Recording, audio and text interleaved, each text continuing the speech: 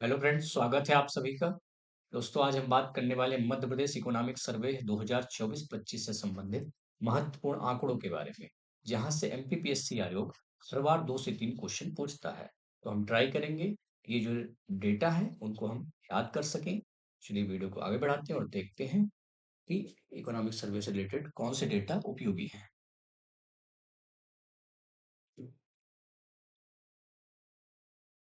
जो मध्य प्रदेश आर्थिक सर्वेक्षण 2024-25 है, की जो संकल्पना रखी गई है, संकल्पना क्या रखी गई है? संकल्पना है,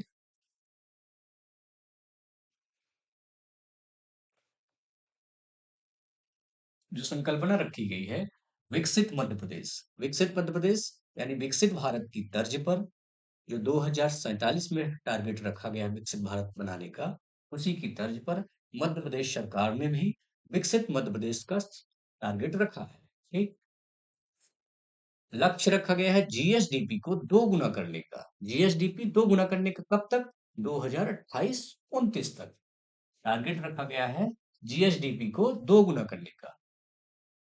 ये इंपॉर्टेंट लाइन है। जीएसडीपी को कितने गुना करना है? 2 गुना करना है। कब तक करना है? 2028-29 तक करना है। ठीक। 4 प्रमुख मिशन रखे गए हैं इकोनॉमिक सर्वे में। 4 प्रमुख मिशन कौन कौन से हैं? गरीब कल्याण वंचित वर्ग के लिए पहला, दूसरा है युवा शक्ति युवाओं के लिए, और तीसरा है अन्नदाता यानी किसानों के लिए, और चौथा है नारी शक्ति यानी महिलाओं के लिए। नारी सशक्तिकरण की बात कही गई है, जिसे शॉर्ट फॉर्म में हम जी बाई ए एन यानी ज्ञान के रूप में याद कर सकते हैं। ठीक, क्या हो गया ये? ज्ञान। जी बाई ए एन। तो ठीक, क्या क्या हमने देखा? संकल्पना क्या है? विकसित मध्य प्रदेश। क्यों? 2047 तक भारत के आजादी के 100 वर्ष पूरे होने वाले हैं, इसलिए विकसित भारत की संकल्पना पर विकसित मध्य प्रदेश बनाने का संकल्प हमने रखा है। ठीक। लक्ष्य क्या है? जीएसडीपी को 2 गुना करना है। कब तक करना है? 2028-29 तक करना है। 4 प्रमुख मिशन कौन कौन से हैं? ज्ञान। ज्ञान यानी जी मतलब गरीब कल्याण की बात कही गई है, और बाई मतलब युवाओं की बात कही गई है, और ए मतलब अन्नदाता यानी किसानों की बात कही गई है, और एन मतलब नारी सशक्तिकरण की बात कही गई है। ठीक। अब अगली स्लाइड में देखते हैं क्या है। दोस्तों, अगली स्लाइड में कंपैरिजन किया गया है। किसका कंपैरिजन किया गया है? जीएसडीपी और पर कैपिटा इनकम, इनसे रिलेटेड जो डेटा है। जीएसडीपी का आकलन कैसे किया जा रहा है? स्थिर मूल्य पर, और कैसे करंट प्राइस पर यानी प्रचलित मूल्य पर। चलिए देखते हैं जीएसडीपी। जीएसडीपी जैसे दोस्तों आपको पता होगा, जीएसडीपी का तात्पर्य किसी देश या राज्य के संदर्भ में उत्पादित जो भी वस्तु एवं सेवाएं हैं, उनका जो मौद्रिक मूल्य है यानी कि मॉनेटरी वैल्यू, वो आपकी क्या कहलाती है? जीएसडीपी कहलाती है। ठीक। अब जीएसडीपी का आकलन किस आधार पर किया जाता है? एक स्थिर मूल्य पर, और दूसरा है प्रचलित मूल्य पर। प्रचलित मूल्य पर यानी करंट प्राइस पर। जो स्थिर मूल्य पर है, वो किसी एक आधार वर्ष की जो कीमतें हैं उनको आधार मानकर किया जाता है। जैसे कि आधार वर्ष क्या लिया गया है? 2011-12 लिया गया है। आधार वर्ष क्या है? 2011-12। और स्थिर मूल्य पर महंगाई को शामिल नहीं किया जाता, जबकि करंट प्राइस पर महंगाई को शामिल किया जाता है। ठीक। हम देखते हैं सकल राज्य घरेलू उत्पाद यानी जीएसडीपी क्यों। जीएसडीपी जो हमारी स्थिर मूल्यों पर है वो कितनी है? 712,260। 712,260 करोड़ रुपए।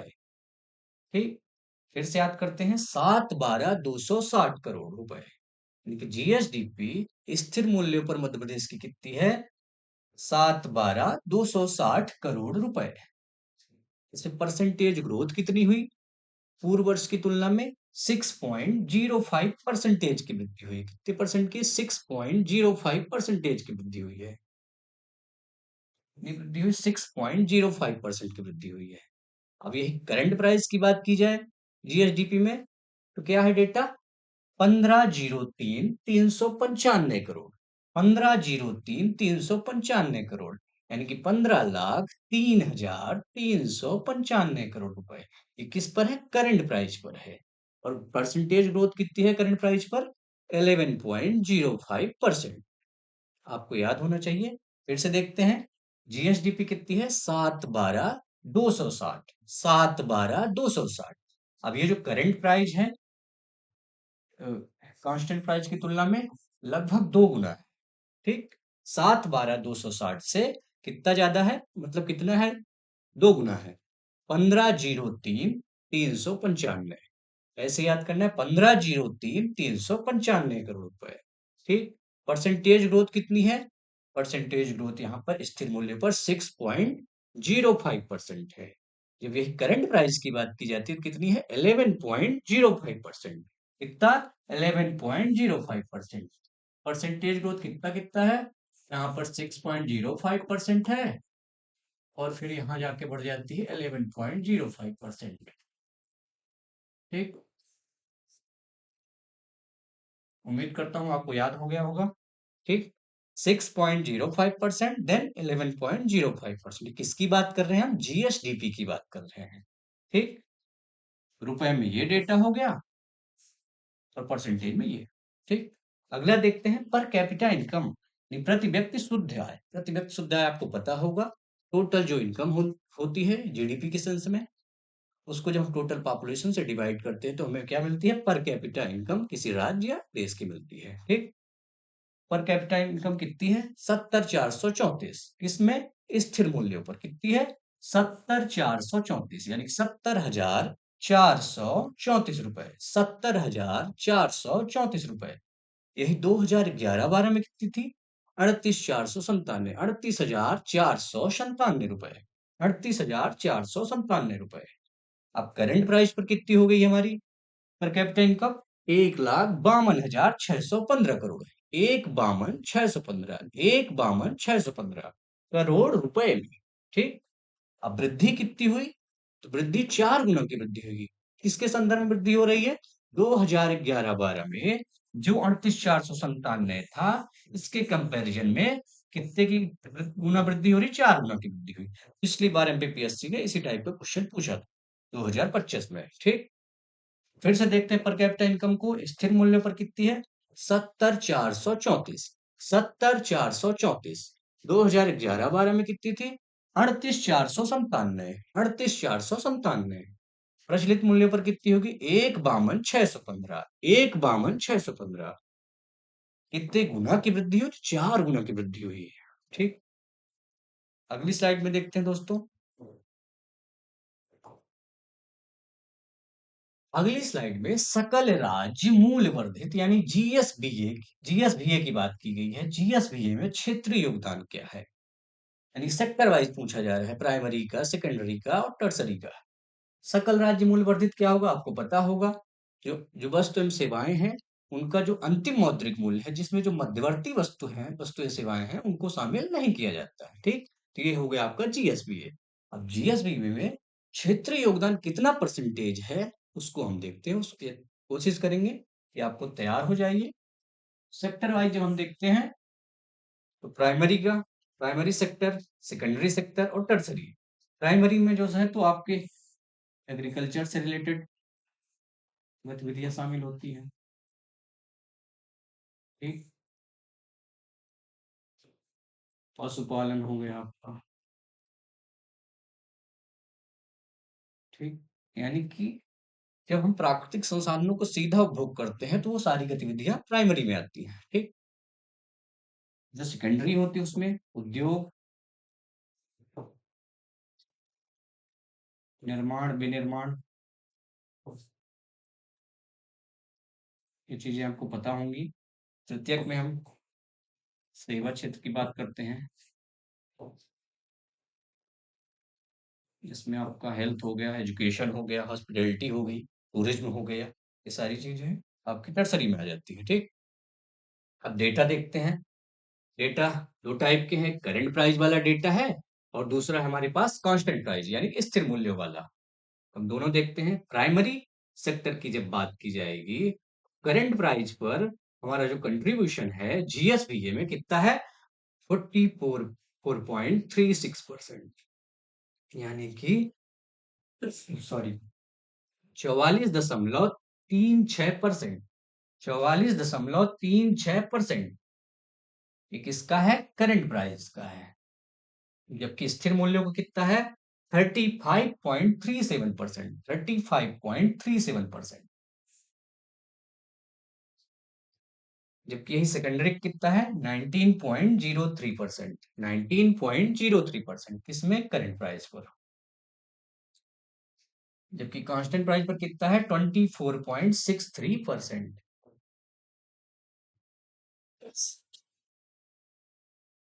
टर्सरी कितना हो गया? 36.61%। स्थिर मूल्य पर कितना है? 40%।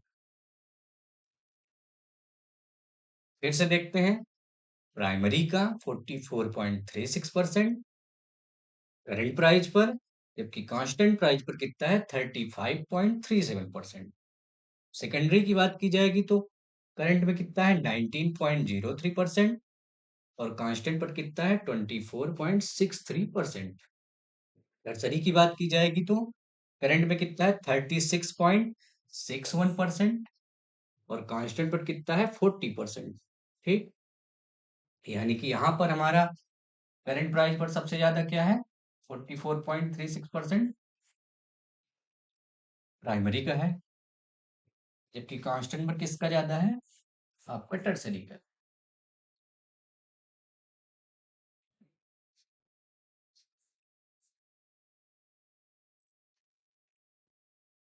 इसको हम 132 करके याद कर सकते हैं और इसे हम याद कर सकते हैं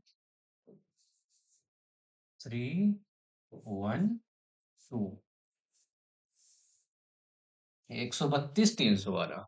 ठीक, यहाँ पर प्राइमरी ज्यादा है और यहाँ पर टर्सरी ज्यादा है। करंट पर प्राइमरी का योगदान ज्यादा है और कांस्टेंट पर टर्सरी का ज्यादा योगदान है। ठीक, चलते हैं अगली स्लाइड में देखते हैं।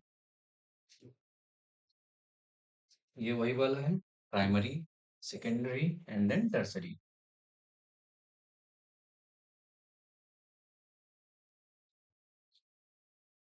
अब आगे हम देखते हैं प्राइमरी सेक्टर और सेकेंडरी सेक्टर, टर्सरी सेक्टर का सब सेक्टरों को देखेंगे। सब सेक्टरों को कितना कंट्रीब्यूशन है, कितनी ग्रोथ हुई करंट प्राइस पर और कांस्टेंट प्राइस पर। ठीक,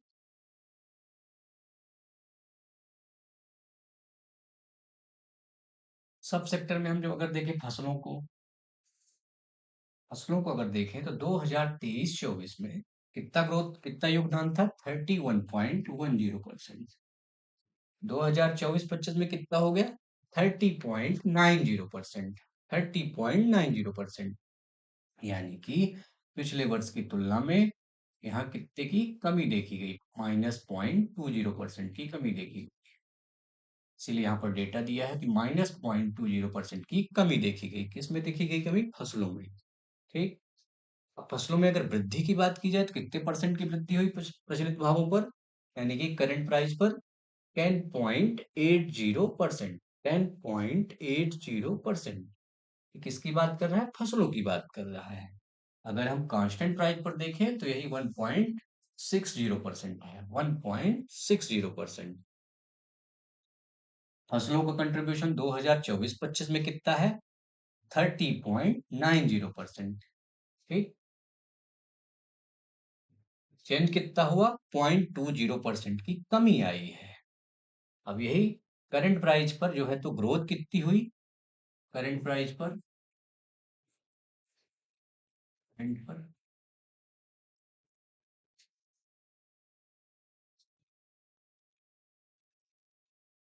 10.80%। कांस्टेंट पर कितनी ग्रोथ हुई? 1.60%। दूसरा देखते हैं सब सेक्टर कौन सा है? पशुधन। पशुधन 2023-24 में कितना कंट्रीब्यूशन था? 7.42%। 2024-25 में ये बढ़कर 7.45% हो गया, यानी कितना चेंज आया? +0.03% का चेंज आया। ठीक, वृद्धि कितनी हुई? 11.93% की वृद्धि हुई, 11.93% की वृद्धि हुई। और यहाँ पर स्थिर स्थिर भावों पर कितना हुई, यानी कांस्टेंट प्राइस पर कितना हुई? 8.39%, 8.39%। दूसरा है वन की फॉरेस्ट्री की बात की जाए 2023-24 में 2.26% का कंट्रीब्यूशन था। 2024-25 में कितना हुआ? 2.19%। कितना हुआ? 2.19%। चेंज कितना है? लगभग -0.07%, यानी यहां भी कमी आई। यहां भी जो है तो कमी आई। किसके रिस्पेक्ट में? पिछले वर्ष के रिस्पेक्ट में कमी आई कंट्रीब्यूशन में। ठीक है, ग्रोथ कितनी हुई? 7.99%। 7.99%। कांस्टेंट प्राइस पर कितनी वृद्धि? 2.91%। चौथा है मत्स्य और जलीय कृषि। इसका कंट्रीब्यूशन 2023-24 में कितना था? 0.52% था। 2024-25 में बढ़कर कितना हुआ? 0.57।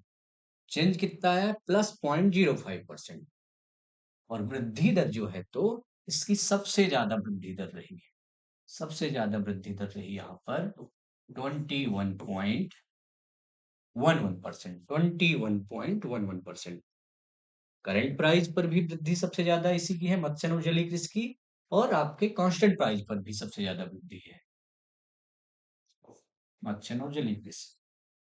यानी कि ये डेटा आपको याद करना पड़ेगा कि प्राथमिक क्षेत्र के किस सब सेक्टर का सबसे ज्यादा वृद्धि दर रही है। तो वो सबसे ज्यादा वृद्धि दर रही है मत्स्य और जलीय कृषि का। प्रचलित भावों पर यह 21.11% रहा और कांस्टेंट प्राइस पर 17.84% रहा। ठीक। कंट्रीब्यूशन सबसे ज्यादा किस पूछा जाएगा तो कंट्रीब्यूशन में किसका सबसे ज्यादा परसेंटेज है 2024-25 में? प्राइमरी सेक्टर में फसलों का है। योगदान में फसलें हैं और वृद्धि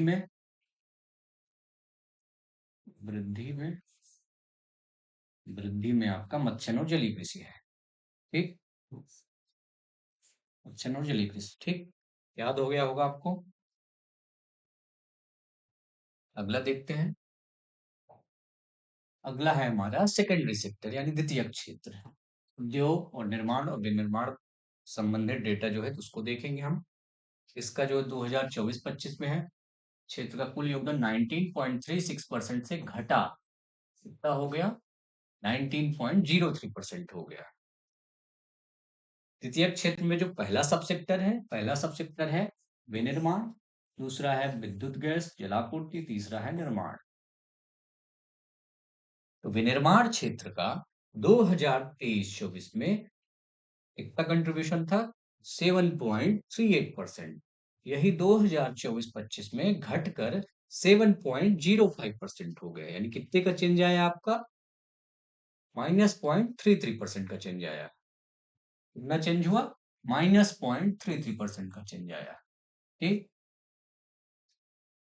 प्रचलित मूल्यों पर यानी करंट प्राइस पर वृद्धि दर कितनी रही विनिर्माण सेक्टर की? 6.64%। 6.64%।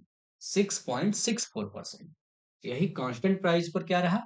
5.24%। 5.24%। फिर से देखते हैं, विनिर्माण क्षेत्र की जो वृद्धि दर है करंट प्राइस पर वो कितनी है? 6.64%। कांस्टेंट प्राइस पर कितनी है? 5.24%। 5.24%। दूसरा देखते हैं विद्युत गैस जलापूर्ति। 2023-24 में कंट्रीब्यूशन कितना था? 3.05%। 3.05%। 2024-25 में कितना हुआ? कम गया। कितना हो गया? कम होकर कितना हो गया? 2.95%। 2.95%। यानी यहां भी कमी देखी गई। यहां भी कमी देखी गई। पूर्व वर्ष की तुलना में यहां भी कमी देखी गई। यानी कि विनिर्माण में भी हमें कमी देखी गई और विद्युत गैस और जलापूर्ति में भी कमी देखी गई। इस सेक्टर में योगदान के संबंध में ग्रोथ कितनी रही? करंट प्राइस पर 7.82%। 7.82%। और कांस्टेंट पर 5.96%। 5.96%। अगर अब अगर निर्माण की बात की जाए तो 2023-24 में 8.93% था। यही 2024-25 में 9.03% हो गया। चेंज कितना है? 0.10%। ठीक, 0.10% की यहाँ पर हमें वृद्धि देखने को मिली कंट्रीब्यूशन में। ठीक। अब निर्माण की अगर वृद्धि दर की बात की जाए करंट प्राइस पर, करंट प्राइस पर, करंट पर, और यहाँ पे एक कांस्टेंट है,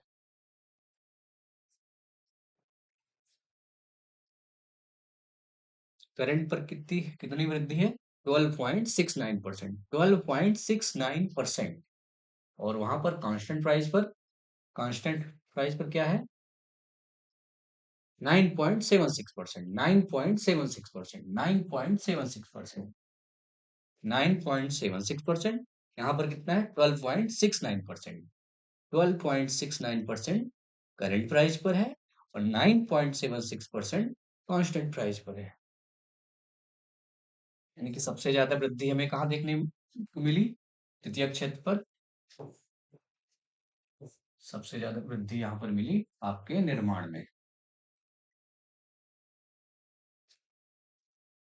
क्वेश्चन पूछा जा सकता है कि द्वितीयक क्षेत्र के किस सब सेक्टर की ग्रोथ सबसे ज्यादा रही? तो सबसे ज्यादा ग्रोथ रही आपके निर्माण की। और कंट्रीब्यूशन योगदान भी किसका रहा? यानी यहाँ पर योगदान भी 2023-24 में इसी का है। योगदान भी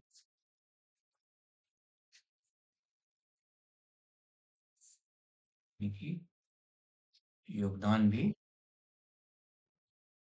निर्माण क्षेत्र का है। लेकिन निर्माण क्षेत्र का योगदान में भी और वृद्धि दोनों में रोल है। ठीक। अगला देखते हैं। अगला है टर्सरी सेक्टर यानी सेवा क्षेत्र। सेवा क्षेत्र की का जो योगदान है वो बढ़ते हुए 36.09% से 36.61% हो गया। 36.09% से 36.61% हो गया। ठीक। अब इसमें जो सब सेक्टर है, पहला है व्यापार होटल, दूसरा है परिवहन, तीसरा है रेलवे, चौथा है वित्तीय सेवाएं, पांचवे में अन्य को शामिल किया गया है।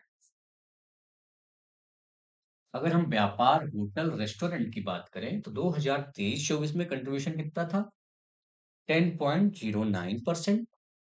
2024-25 में बढ़कर 10.37% हुआ, यानी चेंज कितने का आया? 0.28% का, प्लस 0.28% का इसमें चेंज आया। ठीक। अब करंट प्राइस पर ग्रोथ कितनी रही? 14.56%, 14.56%। और यही स्थिर मूल्य पर कितनी रही? 9%। यहाँ पर 14.56%, देन उसके बाद स्थिर मूल्य पर कितना हो गया? 9% हो गया। हम किसकी बात कर रहे हैं? व्यापार होटल एवं रेस्टोरेंट की बात कर रहे हैं। अगर हम परिवहन और भंडारण की बात करें, 2023-24 पर कंट्रीब्यूशन कितना था? 2.78%। 2024-25 में घटकर कितना हो गया? 2.73%, यानी यहाँ पर कमी आई, कमी आई यहाँ पर। अब यही ग्रोथ कितनी हो गई? 9.48%। करंट प्राइस पर ग्रोथ 9.48%, कांस्टेंट प्राइस पर ग्रोथ कितनी हो गई? 6.93%।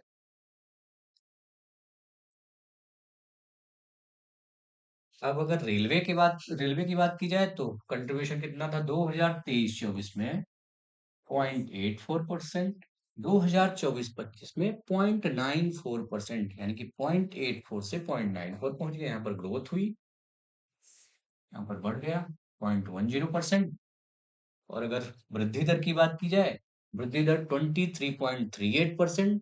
करंट प्राइस पर रेलवे की 23.38%, और कांस्टेंट प्राइस पर 20.51%, 20.51%। यहाँ पर 23.38% और वहां पर 20.51%, 23.38%, यहाँ पर 20.51%। ठीक। चौथा है वित्तीय सेवाएं। वित्तीय सेवाओं का जो योगदान था 2023-24 में 3.68%, 3.68% बढ़ा।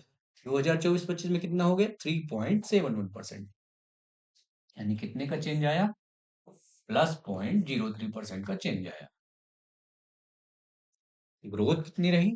ग्रोथ रही 12.69%, 12.69%।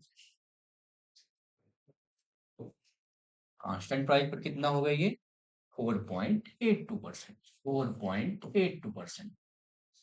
12.69% करंट प्राइस पर था और ये कांस्टेंट प्राइस पर कितना हो गया स्थिर मूल्य पर? 4.82%, 4.82%। अन्य की बात की जाए तो 2023-24 में 7.11% कंट्रीब्यूशन था, 2024-25 में 7.17% हो गया। चेन कितने का आया? +0.06%। वृद्धि दर कितनी रही? 12.51, 12.51 और वहां पर 8.62, 12.51, 8.62।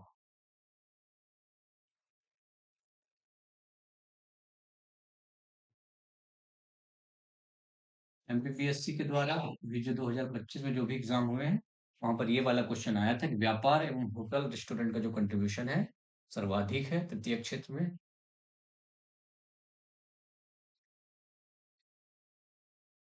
ठीक? यहाँ पर ये वृद्धि भी है और कंट्रीब्यूशन भी है। ये इनका नोट करना है। वृद्धि भी है,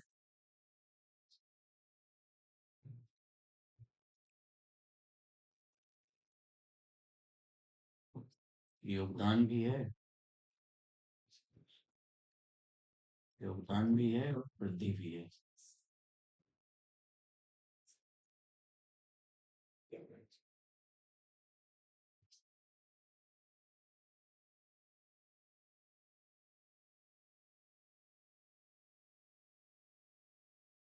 नहीं सॉरी,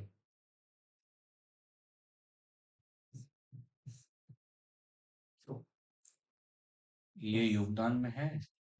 व्यापार होटल एवं रेस्टोरेंट योगदान में है आपका।